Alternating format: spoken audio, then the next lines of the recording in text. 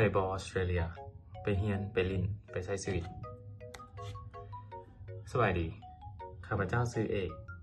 ข้าพเจ้าหากระจบปริญญาโทศิลปกรรมศาสตร์สาขาการประพันธ์และวรรณคดีเอกวรรณกรรมเยาวชนจากมหาวิทยาลัยดีกินที่เมืองเมลเบิร์นประเทศออสเตรเลียวันนี้ข้าพเจ้าสิมาตอบคำถามที่หลายคนอาจจะยังคาใจว่าอยู่ออสเตรเลียนั้นไปเฮียนไปลินไปใช้ชีวิตมันจะเป็นอย่างไรไปเฮียน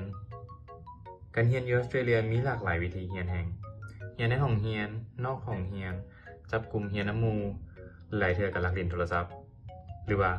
การไปร่วมสัมมนาเป็นการเรียนรู้ที่บ่มีสิ้นสุดอีหลีไปลินเด้ออสเตรเลียมีแนวให้เฮ็ดหลายแห่งคือบ่แม่นแต่ว่าทุกคนอาจจะคิดถึง Opera House หรือว่าแลนด์มาร์คอย่างที่มันสำคัญต่างๆมันบ่แต่ว่าธรรมชาติของออสเตรเลียนี่ก็ถือว่าสุดยอดอีหลี